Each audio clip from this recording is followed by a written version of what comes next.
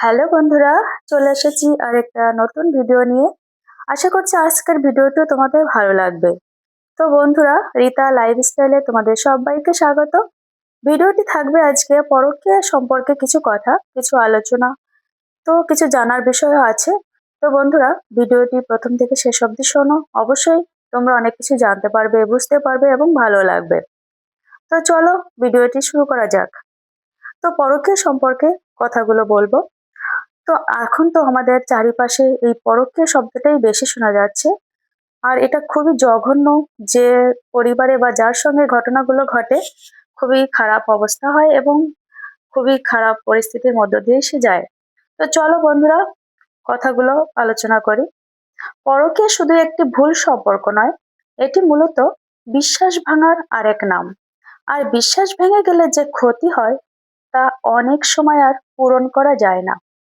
একটু থেমে নিজেকেই প্রশ্ন করুন তো, আপনার জীবনের মানুষটি যখন চোখ বন্ধ করে আপনাকে বিশ্বাস করে, তখন আপনি কি সেই বিশ্বাসের মর্যাদা দিচ্ছেন, নাকি তার অজান্তে এমন পথে হাঁটছেন যা একদিন সবকিছু ভেঙে দিতে পারে? অনেকে মনে করেন গোপন সম্পর্ক মানেই নতুন উত্তেজনা, নতুন অনুভূতি। কিছু সময়ের জন্য তা সত্যি অন্যরকম মনে হতে পারে, কিন্তু বেশিরভাগ ক্ষেত্রেই এই অনুভূতি ক্ষণস্থায়ী। পরে যা থেকে যায় তা হলো অনুশোচনা, ভাঙন আর সম্পর্কের গভীর ক্ষত। একবার ভেবে দেখুন, যে মানুষ তার নিজের সম্পর্কের প্রতি সৎ থাকতে পারেনি, সে ভবিষ্যতে আপনার প্রতিও কতটা সৎ থাকবে?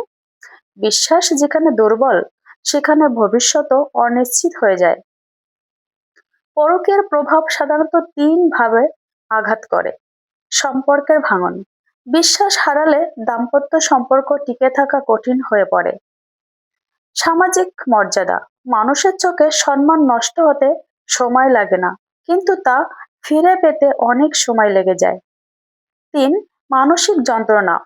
ভিতরের অপরাধবোধ ও অশান্তি অনেকেই দীর্ঘদিন কষ্ট দেয়। পরকীয়া অনেকটা আগুনের মতো, দূর থেকে উজ্জ্বল মনে হয়, কিন্তু কাছে গেলে তা পোড়ায়। তাই সিদ্ধান্ত নেওয়ার আগে ভাবুন, সাময়িক অনুভূতির জন্য কি সত্যি স্থায়ী সুখকে ঝুঁকির মুখে ফেলতে চান? শেষ কথা, বিশ্বাস রক্ষা করা কঠিন হতে পারে, কিন্তু ভাঙা বিশ্বাসের ক্ষতি সামলানো আরো অনেক কঠিন। তাই আমার প্রিয় বন্ধুদেরকে বলবো, কখনো আবেগের বশে কোনো সম্পর্কে জড়িয়ে যাবে না। যে সম্পর্কে জড়িয়ে যে তোমাকে সারা জীবন আফসোস করতে হবে এবং তোমার সুন্দর পরিবারকে হারাতে হবে। চলো, আবার দেখা হচ্ছে পরবর্তী ভিডিওতে।